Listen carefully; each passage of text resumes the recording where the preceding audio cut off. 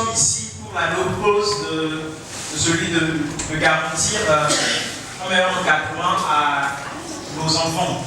On peut commencer par la crèche parce que tout ça commence par rapport à certains enfants. Bon, si nous allons parler de difficultés, bon, je ne peux pas dire en difficulté, en quelque sorte, je veux parler de réalité du terrain, la rupture. Et nous allons parler de la crèche. Alors, le premier jour, l'enfant vient, il a une il était tout le temps avec sa maman, avec ses parents, etc. Et voilà, on le laisse à la crèche. Et maman part. Et voilà, la réalité commence. Voilà, je voulais un peu lancer ce thème-là. Qu'est-ce que les éducateurs font chez eux à la crèche? Quelles sont les tactiques? Voilà. Bon, à l'école maternelle, à la crèche de l'école alpha, nous pensons à l'intégration en douceur. Voilà. Quand le parent amène l'enfant, il peut être là, il peut rester l'enfant, rassurer l'enfant, il est là, il n'abandonne pas parce que, imaginez, vous-même quand vous commencez le premier jour dans un nouvel endroit, vous déménagez, vous changez le pays, qu'est-ce que vous ressentez? Alors qu'est-ce qu'on peut dire d'un bébé? Voilà, il ne va pas à ses proches, première chose qu'il pense, il est abandonné. Alors nous devons tout faire pour éviter ces douleurs parce que notre devoir, je répète, faire aimer l'enfant venir à l'école. Parce que s'il n'aime pas venir à l'école, c'est fini pour tout le reste de sa vie. Le collège, le lycée, n'en parlons même pas. Voilà. Alors je répète, l'intégration en douceur, le parent peut être là. Bon, si le parent travaille, bien sûr, si sa maman elle travaille, elle est obligée de partir, aller au service, nous comprenons. Nous allons faire de notre mieux. Mais s'il y a une possibilité, voilà, je voudrais que tous les parents aussi soient au courant de ça. Toujours faire en douceur. Premier jour peut-être 1 heure, 2 heures possible, le lendemain peut-être demi-journée, etc. Bon, des fois nous acceptons aussi qu'on peut dîner nounous, voilà, avec un enfant, par exemple, il est angoissé, il y a la nounous, si maman n'est pas disponible pour rassurer l'enfant qu'elle est là. Voilà les tactiques que nous utilisons à l'école alpha. Je voulais aussi écouter l'avis des autres collègues pour voir qu'est-ce que vous adaptez pour les solutions, parce que quand nous allons parler de la crèche, une chose qui est venue dans mon esprit, c'est la rupture. Merci. Ok, disons merci à Natalia. Elle a abordé les deux aspects. Sur mon conducteur, nous devions en premier lieu identifier ces difficultés et en second lieu, comment affronter et surmonter les difficultés souvent rencontrées dans l'éducation des enfants à la crèche en tant que professionnel de la petite enfance. Donc, comme elle a déjà couplé les deux, nous allons faire de même pour aller le plus vite possible. Donc, vous identifiez une difficulté et vous essayez de donner des apports de solution. Comment vous arrivez à surmonter ou à affronter ce état de choses dans votre structure d'éducation. Merci. Merci. C'était excellent. Le premier jour où l'enfant est arrivé à l'école, souvent l'enfant ne veut pas se séparer de sa maman. L'enfant pleure.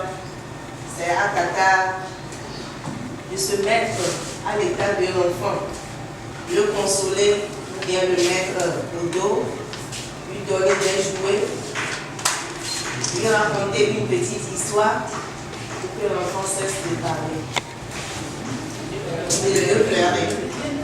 Merci. Chez moi, j'habite dans le pays. Oui. Et nous n'avons pas une local pour encadrer et accueillir les enfants. Vous n'avez pas un local? Oui. Pour accueillir les enfants, rester dedans par exemple. Donc au premier jour, si l'enfant vient avec l'enfant, nous n'avons pas de structures, par exemple les jouets, les toboggans et consorts. Si on en appelle, on peut faire mieux. Voilà. Ok. Donc nous, le peu qu'on peut faire, c'est de les consoler. De les consoler. Et c'est un jardin d'enfants public. C'est à quel niveau déjà? S'amuser à l'emploi du jour. Par contre, si on le donne un livre de coloriage, on le donne des livres pour intégration, ils ne veulent pas. Par contre, il suffit qu'ils voient les jouer, ils veulent aller faire la marche, les nounous. Donc, la difficulté que moi j'aimerais solutionner.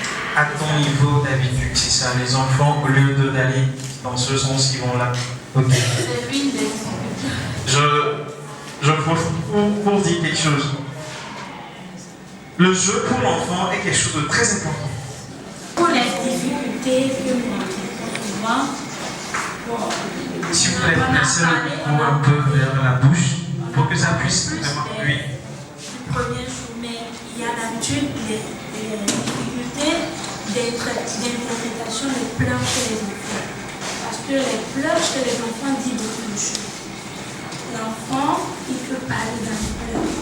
Mais si toi, en tant qu'encadrant, tu n'arrives pas à l'interpréter, l'enfant ne saurait jamais satisfait. Donc, c'est là, chez moi, la première difficulté que nous rencontrons. Et qu'est-ce que nous pouvons faire pour affronter ça? En tant qu'encadrant, nous devons tout d'abord garder notre sang-froid et être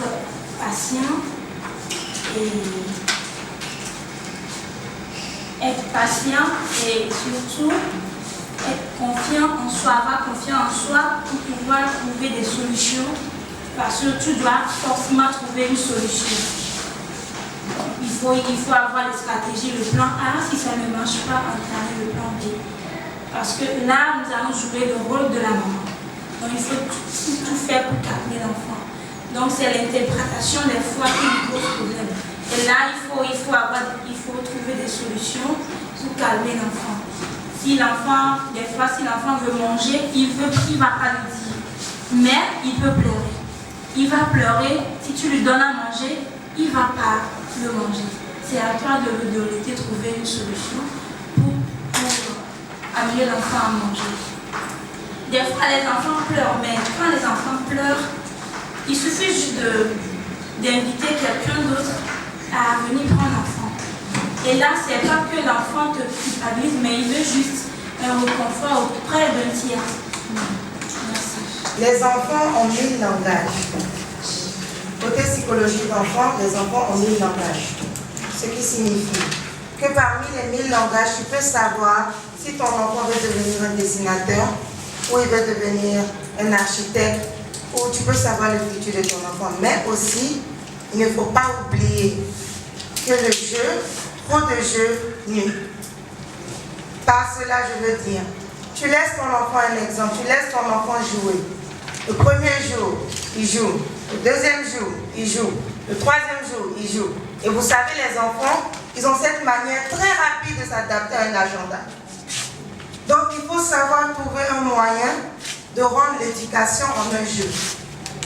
Il y a des manières, comme la région Emilia le dit, tu peux apprendre un enfant à compter dans un jeu. Parce qu'ils ont une petite concentration. En tant qu'adulte, nous, normalement, on a 8 minutes. Donc, imaginez un enfant. Vous lui donnez 8 minutes directes et d'apprendre et vous dites qu'il ne va pas jouer. Donc, il faut mélanger les deux. Tu prends le jeu et tu changes le jeu en leçon. C'est pour ça qu'on a ces activités. Tu dis, il saute une fois. Quand il saute une fois, il apprend à compter 1. Court 2 fois. Il va devant, il va derrière ces 2 fois. Il apprend 2. Et si on se base tellement sur le jeu, on va aussi perdre l'enfant. C'est le premier jour, le coller un devoir. Catégoriquement, c'est fini, l'enfant va pleurer. Le jeu est très important. Toute activité scolaire commence toujours page par jour. Oui. Et je vais supplier, le premier jour, si vous avez écouté la tata de l'autre côté, Oui. le jeu est très important pour l'enfant. Laissez-le jouer. Soit c'est par là, il veut te connaître. Il veut gagner ta confiance par là. Je suis entièrement d'accord avec vous. Il faut laisser l'enfant jouer.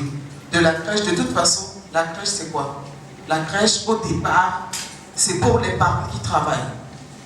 Mais on sait que c'est professionnel. Il faut avoir des acquis en tant que tata professionnel pour pouvoir s'occuper de l'enfant. On ne peut pas s'occuper d'un enfant comme on s'occupe de nos enfants. Moi, un exemple tout con, moi, mon fils, il a 8 ans, il veut tout le temps jouer. Mais maintenant, c'est à nous, à cet âge-là, de l'aider maintenant à se séparer, à jouer un peu, à travailler un peu, à jouer un peu, à travailler un peu. Mais dès la maternelle, de la crèche à la maternelle, le jeu est très important. À travers les jeux, vous pouvez savoir ce que l'enfant peut devenir peut-être demain. Parce qu'il y a des enfants qui jouent pour le plaisir de jouer. Il y a des enfants qui sont très stratèges, très logiques. Et c'est par rapport à ces orientations-là qu'on peut connaître l'enfant. Je fais partie. Le jeu, c'est un moyen pour éduquer un enfant. Sans le jeu, on ne peut pas éduquer un enfant. Donc, on peut tout faire à travers le jeu. On peut même punir l'enfant à travers le jeu. Il suffit juste le fait de savoir faire. Alors, je vais encore sur une difficulté, c'est l'incompréhension, problème de communication, suite à l'immaturité langagière chez l'enfant. L'enfant, il peut dire quelque chose que l'encadreur ne peut pas vite comprendre. Donc le problème de communication, l'immaturité langagière aussi est un problème, est une difficulté pour nous les encadreurs aussi. Merci. La lecture, le premier jour, c'est une difficulté assez traumatisante pour l'enfant. Et comme on le sait, parmi les traumatismes de l'enfant, et tout comme le sevrage, la rupture avec les parents chez l'enfant aussi est un traumatisme. Donc, je sais que ce n'est pas évident, mais si déjà on peut faire cette rupture-là progressivement et ne pas aller de façon brutale. C'est-à-dire les parents ne doivent pas attendre le premier jour de la rentrée pour amener leur enfant à l'école. Déjà, un enfant qui commence à la crèche, les parents lui amènent 1 ou 2 semaines avant et lui faire habituer au cadre. Et le moment où le papa peut rester, ou la nounou peut rester un peu avec l'enfant, dans ce cadre-là, qui va bientôt être le sien, pour qu'il s'habitue au cadre, pour que ce ne soit pas brutal. Maintenant, l'enfant qui fait bien la crèche, avant de passer à la maternelle, ce n'est pas trop difficile pour lui. Mais quand on prend l'enfant en même temps le premier jour et on l'amène à la maternelle, on le laisse le premier jour on part, c'est vrai que les tatas vont faire de leur mieux, hein. Elles feront tout, mais c'est vraiment traumatisant. Si on pourrait réfléchir là-dessus et voir si les parents peuvent amener quelques jours plus tôt les enfants, leur faire connaître leur nouveau cadre, s'habituer à leur nouveau éducateur et éducatrice pour que ce ne soit pas assez difficile pour eux. Je pense que ça nous aiderait tous, et les parents, et les enfants, et nous, éducateurs et éducatrices. Merci. Chez Jardin, l'enfant Lucille, elle est tout petit. Je voulais soulever une difficulté aussi que nous aussi nous rencontrons au niveau des enfants de la crèche. Ces enfants, ils arrivent, il y a les difficultés au niveau de la nourriture de l'enfant, ce que l'enfant va prendre chez vous avant d'aller à la maison. Pour les bébés, ce que nous rencontrons souvent, c'est que ces bébés-là, quand ils arrivent, certains bébés, ils ne sont pas encore habitués à prendre le biberon, le lait avant d'arriver. Et puis ces bébés, quand ils arrivent, c'est un peu difficile de couper brusquement le lait maternel à l'enfant. Qu'est-ce que nous proposons chez nous? L'enfant, la maman de l'enfant apporte l'enfant à la crèche le matin. Nous disons aux mamans, si vous avez un peu de temps entre 9h et 10h, vous pouvez revenir allaiter un peu l'enfant avant de retourner au service. Et puis dans l'après-midi, tous les parents sont obligés de venir allaiter les enfants qui ne sont pas habitués à prendre le biberon avant d'arriver, avant de retourner au service. Donc c'est à peu près une difficulté que nous aussi nous rencontrons chez nous, que je vous laisse lever. Merci. Merci, Tata. D'abord, pour l'inscription des enfants, les difficultés que nous rencontrons, c'est que ce n'est pas les jardinières mais nous qui inscrivent les enfants. Et peut-être c'est la direction. Et vu, je voulais insister sur l'âge des enfants. L'âge des enfants, bon, je ne peux pas parler de la crèche parce que je suis dans le domaine de la maternelle. Donc, avec l'âge de l'enfant, et quand vous expliquez aux parents, parce que c'est le premier jour, ils sont déjà inscrits. Toi, tu n'étais pas là. Et dès la rentrée maintenant, tu vois le dossier de l'enfant et l'âge vraiment n'est pas conforme à la personnalité de l'enfant. Donc, quand tu leur expliques ça, ils disent bon, ils sont déjà inscrits l'enfant là où l'enfant doit rester. Moi, aujourd'hui même, on a commencé le 17. Aujourd'hui, hier, on a écrit sur la pochette 2013. Et je demande la naissance de l'enfant, me montre c'est 2016.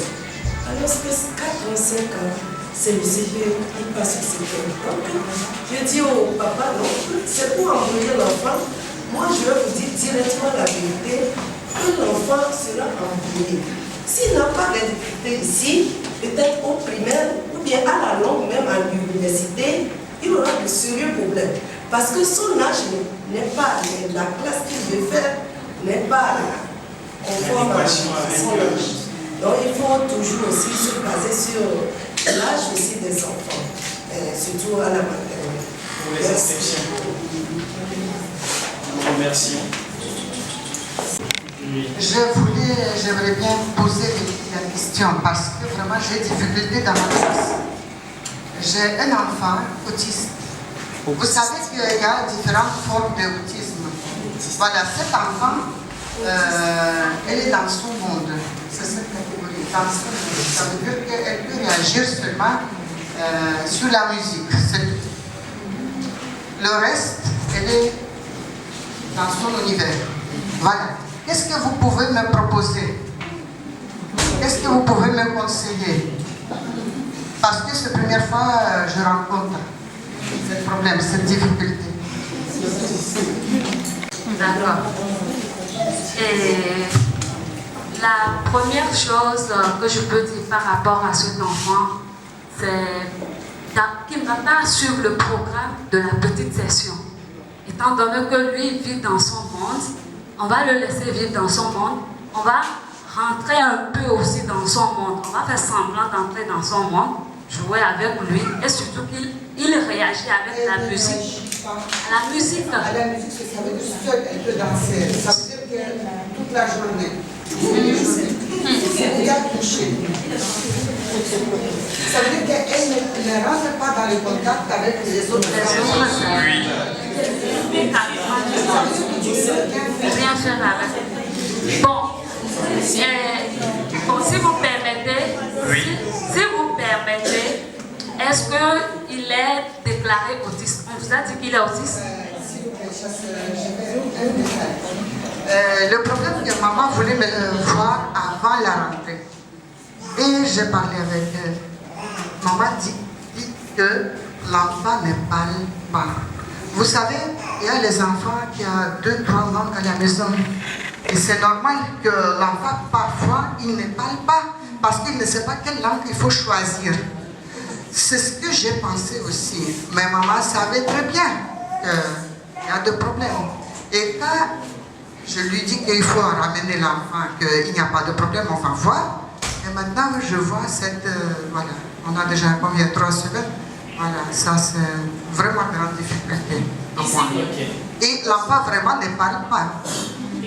Ici. Ok, avant de passer le micro, est-ce que vous êtes allé vers un orthophoniste? C'est justement de cela que j'allais parler.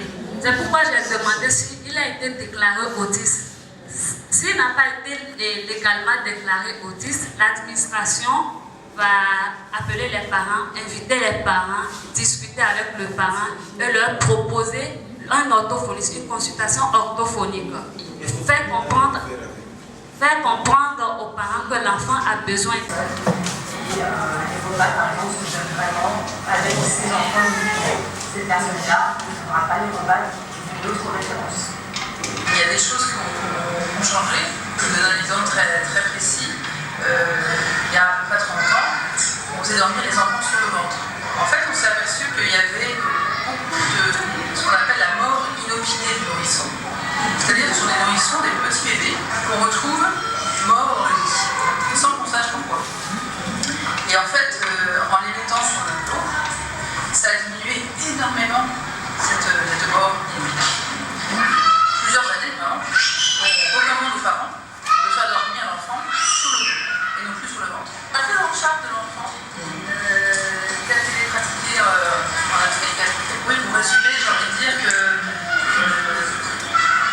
pas se laisser piéger par notre société de consommation, prendre modèle sur l'Occident en étant la meilleure façon de se développer, c'est cool, c'est surprenant.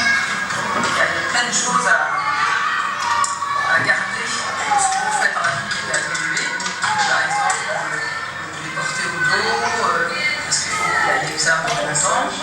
Les massages dont on a parlé, les prises en charge par plus de personnes. C'est-à-dire qu'on voit bien, quand on passe plus pendant un mois, on le stimule, quand la maman va faire des travaux, il part avec la maman, il n'est pas tout seul dans une pièce. Donc vraiment, je pense qu'il faut vraiment se garder d'avoir comme exemple l'Occident.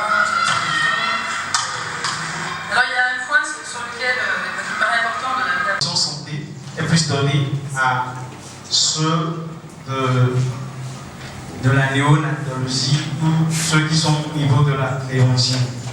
Donc, elle a intervenu sur la mort subite de bébé et comment faire pour éviter ce état de choses. Parce que nous devons savoir comment prendre nos enfants dans cet état.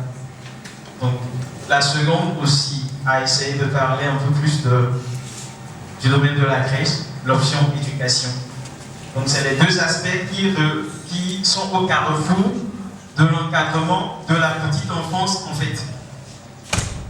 C'est vrai que ceux de l'éducation ne sont pas des cliniciens, mais ont cette tâche de pouvoir en savoir plus sur les notions et les mesures sanitaires pour pouvoir garantir un encadrement aux enfants.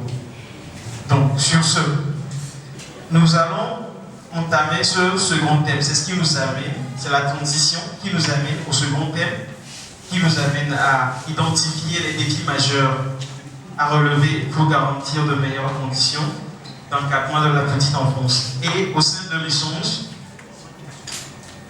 nous allons identifier des points essentiels qui suscitent en nous, c'est-à-dire nous qui sommes ici, des sessions de renforcement de capacité en tant que professionnels dans le but d'atteindre nos objectifs en termes d'encadrement et accompagnement de la petite enfance. Donc, ce deuxième thème va nous amener plus à identifier des défis majeurs à relever. Peut-être que j'ai vu des points qui suscitent en moi des renforcements de capacité, ou pour d'autres, il a des apports à nous apporter, mais l'essentiel ici, c'est de...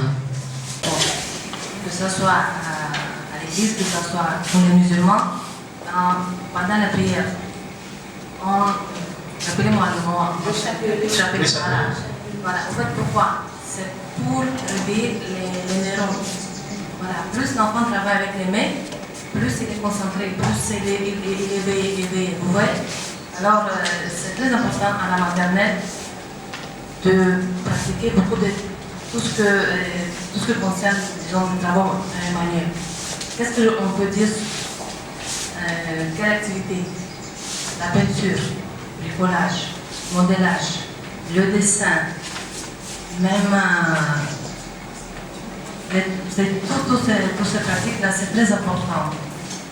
Plus l'enfant travaille avec les doigts, plus je peux dire qu'il est intelligent, plus il est éveillé. Voilà. Alors, comme aussi j'ai oublié le nom, elle a dit l'enfant veut jouer. Je pense que tous les enfants aiment dessiner. Tous les enfants aiment faire la peinture. Si à la maternelle, je on dit à quelqu'un, un enfant qui va faire la peinture, c'est un bonus, parce que tous les enfants adorent ça. Voilà. Je voulais toujours attirer votre attention sur l'importance des travaux manuels. J'aimerais savoir comment ça se fait aussi dans les autres écoles. Merci. Ok. Là, nous notons tous l'importance des travaux manuels. elle a identifié cela et elle a essayé de donner des apports au Sinja. Donc, d'autres réactions, s'il vous plaît.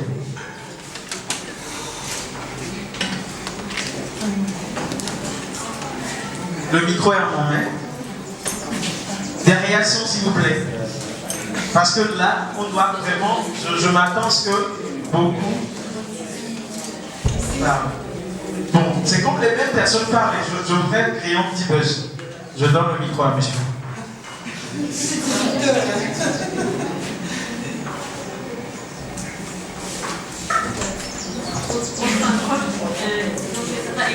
Oui.